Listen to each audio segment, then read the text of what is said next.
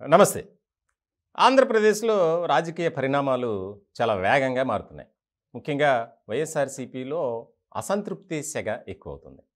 ఇలాంటి తరుణంలో రాష్ట్రంలో ఉన్నటువంటి సర్పంచులంతా ఒక వేదికపై అంటే ఒక భేటీ నిర్వహించారు.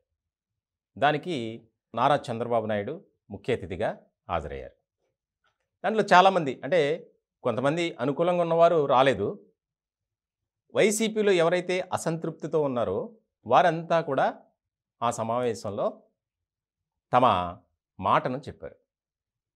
మేము ఇన్నాళ్ల పాటు వైఎస్ఆర్‌సీపీలో ఉన్నందుకు సిగ్గుపడుతున్నాం అని చేసినటువంటి వ్యాఖ్యలు ఇప్పుడు రాజకీయంగా తీవ్రమైనటువంటి దుమారం కలిగిస్తుంది. వాస్తవానికి సర్పంచులకు ఉన్నటువంటి ఏదైతే హక్కులున్నాయో, అధికారాలున్నాయో వాటన్నిటినీ ఒక్కొక్కటిగా తొలగిస్తూ వచ్చింది వైఎస్ఆర్‌సీపీ సర్కార్. అలాగే నిధుల విడుదల విషయంలో కూడా నిర్లక్ష్యం చూపిస్తుంది.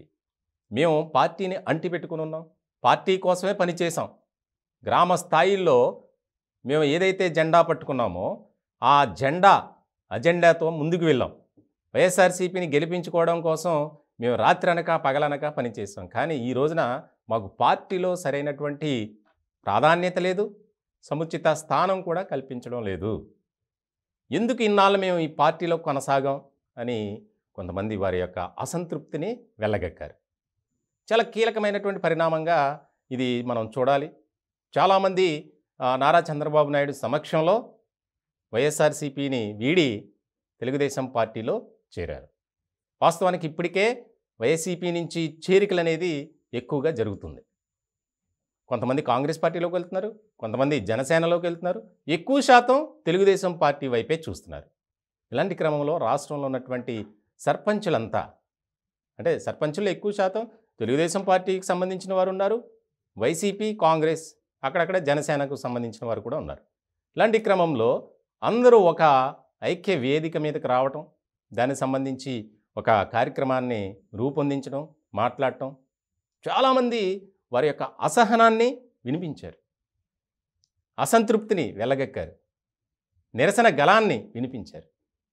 ఎక్కడా కూడా మాకు పార్టీలో సరైనటువంటి ప్రాధాన్యత ఇవ్వలేదు, చాలా రకాలుగా మమ్మల్ని ఇబ్బంది పెట్టారు, ఇంకా మేము ఈ పార్టీలో ఉండటం కొనసాగటం అంతకన్నా దౌర్భాగ్యమైనటువంటి పరిస్థితి ఏదీ ఉండదు, కాబట్టి మేము పార్టీ మారుతున్నామని డయాస్ మీద ప్రకటించడం, చంద్రబాబు నాయుడు సమక్షంలో టీడీపీ తీర్థం పుచ్చుకోవడం జరిగిపోయింది. ఇప్పుడు ఇదొక చాలా చర్చనీయాంశమైంది. ముఖ్యంగా వైఎస్ఆర్‌సీపీలో ఏం జరుగుతుంది, ఎందుకు ఈ పరిస్థితి వచ్చింది, అభ్యర్థుల మార్పు విషయంలో ఒక నిరసన సెగ, రాష్ట్ర వ్యాప్తంగా పార్టీ మారుతున్నారు, మనకు బలమైనటువంటి క్యాడర్ అనుకున్న వాళ్ళంతా ఒక్కొక్కరుగా జారిపోతున్నారు, ఏం చేయాలి అనే దాని మీద తలలు పట్టుకున్నారు వైఎస్ఆర్‌సీపీ నేతలు.